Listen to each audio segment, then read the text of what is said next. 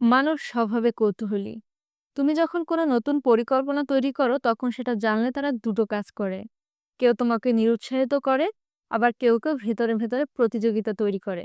ফলাফল কি হয় জানো? তুমি নিজেই তোমার ভেতরের শক্তি হারিয়ে ফেলো। যে শক্তি কাজে লাগানো উচিত ছিল সেটা নষ্ট হয়ে যায় অন্যের মতামত আর সমালোচনার ভেতর।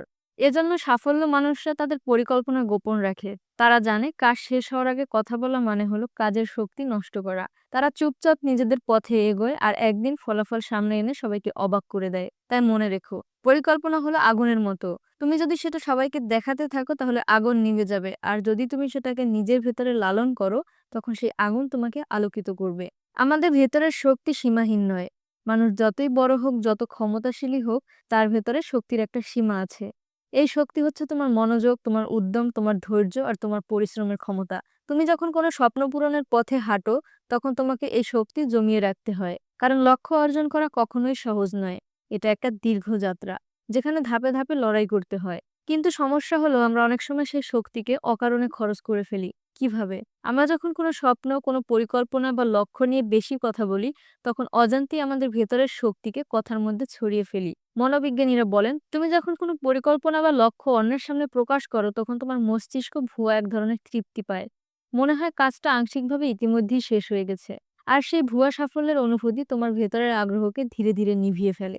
ভাবো তো, তুমি এখনো কাজই শুরু করনি, কিন্তু তোমার মস্তিষ্ক মনে করছে তুমি অনেক দূর এগিয়ে গিয়েছো।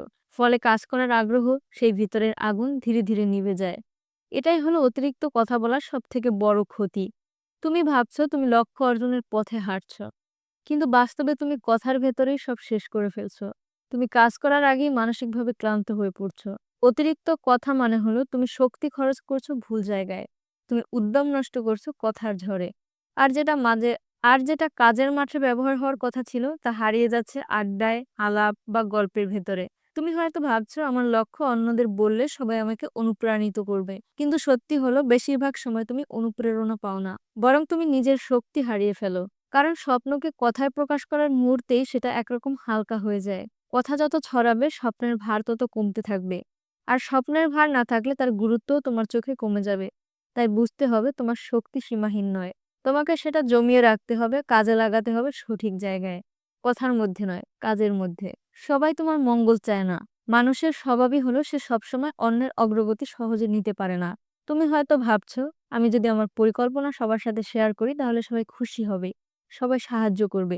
কিন্তু বাস্তবতা একেবারেই আলাদা। অনেক সময় তোমার স্বপ্ন দেখে অন্যরা তাদের ভেতর দুর্বলতা উপলব্ধি করে। তুমি যেখানে বড় কিছুর স্বপ্ন দেখছো, তারা হয়তো সেখানে ছোট ছোট চিন্তার মধ্যে বন্দী। তাই তোমার পরিকল্পনা শুনে তারা ভয় পায় কিংবা ঈর্ষান্বিত হয়। তারা সরাসরি তোমাকে থামানোর চেষ্টা নাও করতে পারে, কিন্তু তাদের কথার মধ্যে এমন কিছু থাকবে যা তোমার মনে সন্দেহ তৈরি করবে, এবং এই সন্দেহই ধীরে ধীরে তোমাকে নিরুৎসাহিত করবে। তাই মনে রেখো, সবাই তোমার মঙ্গল চায় না, আর সবাই তোমার সফলতা দেখতে চায় না।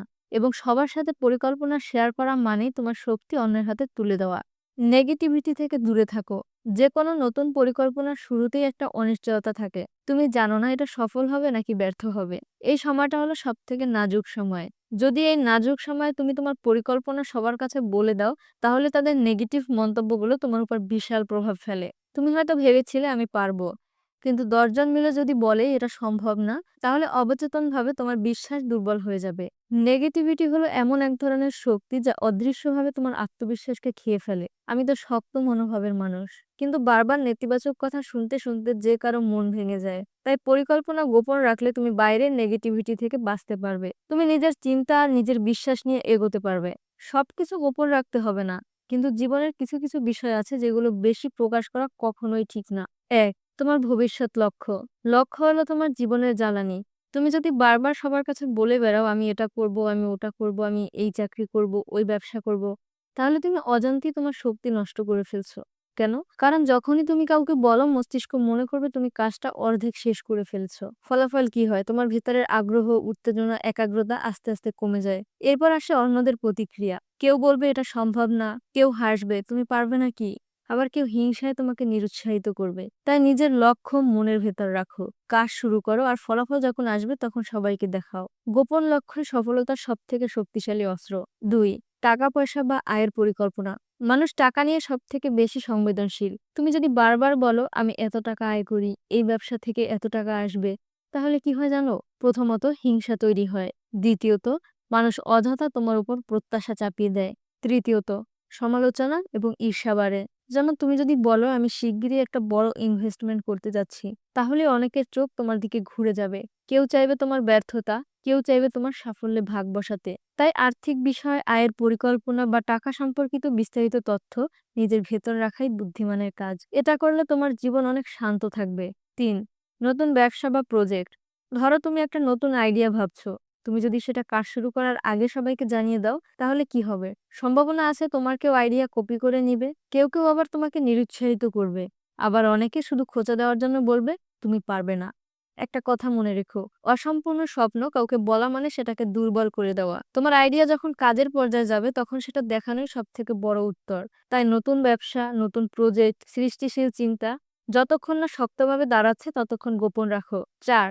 তোমার পরবর্তী পদক্ষেপ। আমরা অনেকে উত্তেজনায় বলে ফেলি আগামী মাসে আমি এই শহরে যাব, আমি এই কোর্স করব, আমি ওই কাজ শুরু করতে যাচ্ছি। এতে কি হয় জানো? কিছু মানুষ তোমার আগে পদক্ষেপ নিতে পারে, আবার কেউ তোমার পরিকল্পনা ভেঙে দিতে নানা রকম বাধা তৈরি করতে পারে। কারণ পৃথিবীতে সবাই তোমার ভালো চায় না। অনেকে চুপচাপ বসে থাকে শুধু তোমার সুযোগটা হাতছাড়া হওয়ার অপেক্ষায়।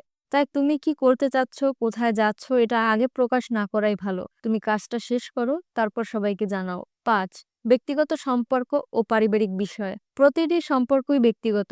তুমি যদি সব কথা বাইরের মানুষের কাছে বলো, তবে তারা সেই বিষয়টাকে নিয়ে গল্প বানাবে, সমালোচনা করবে কিংবা নিজের মতো ব্যাখ্যা করবে। ধরো তুমি পরিবারের ছোটখাটো ঝগড়া করলে সেটা বন্ধুদের বলে দিলে, তারা হয়তো অল্প কথাকে অনেক বড় করে ভাববে। আবার তোমার সম্পর্কের ভেতরের সুখের মুহূর্ত যদি সবার সাথে শেয়ার করো, তাও অনেক সময় হিংসার চোখে দেখা হয়। তাই সম্পর্ক, পারিবারিক দ্বন্দ্ব, ভালো মন্দ এসব বিষয় নিজের ভেতরে রাখা মানে মানসিক শান্তি বজায় রাখা। সব কথা প্রকাশ না করলে সম্পর্ক আরো নিরাপদ হয়। আমরা অনেক সময় ভেবে নেই আমাদের পরিকল্পনা সবার সাথে শেয়ার করলে সবাই খুশি হবে, সবাই আমাদের অনুপ্রেরণা দিবে। কিন্তু বাস্তবতা ভিন্ন। তুমি যখন তোমার স্বপ্নকে সবার সামনে তুলে ধরো, তখন সেটা ধীরে ধীরে দুর্বল হয়ে পড়ে। মানুষ হয়তো তোমাকে বাহবা দেবে, কিন্তু সেই বাহবা তোমাকে কাজের আগেই তৃপ্ত করে দিবে। তুমি ভেতরের শক্তিটাই হারিয়ে ফেলবে। মনে রেখো, পরিকল্পনা গোপন রাখা মানে সেটা আরো শক্তভাবে রক্ষা করা। যখন অন্যরা সময় নষ্ট করছে আড্ডায়, গল্পে আর কথায়, তুমি তখন নীরবে তোমার কাজে ডুবে যাও। কারণ কথা কখনো তোমাকে সফল করবে না, বরং কাজই তোমাকে সবার সামনে তুলে ধরবে। যখন তুমি সত্যিই কিছু অর্জন করবে, তখন পৃথিবী সেটাকে আপনা আপনি টের পাবে। তোমার সাফল্যের আলো এতটাই উজ্জ্বল হবে যে তোমাকে আর কিছু বলার দরকার হবে না। তাই চুপচাপ থাকো, কাজ করো, ধৈর্য ধরো। সময় এলে তোমার অর্জনই হবে তোমার সব থেকে বড় পরিচয়। মনে রেখো, নীরবতাই হবে তোমার সব থেকে বড় শক্তি। আর তোমার সাফল্যই হবে পৃথিবীর সামনে তোমার সবচেয়ে বড় উত্তর। তো বন্ধুরা, আজকের ভিডিওটি এই পর্যন্তই। আমার ভিডিও কেমন লাগলো তা কমেন্ট করে অবশ্যই জানিয়ে দাও। আর আমার ভিডিও যদি তোমার ভালো লেগে থাকে তাহলে চ্যানেলটি সাবস্ক্রাইব করে পাশে থাকো। আবার দেখা হবে নতুন কোনো ভিডিওতে। সেই পর্যন্ত সবাই অনেক অনেক ভালো থেকো। আল্লাহ হাফেজ।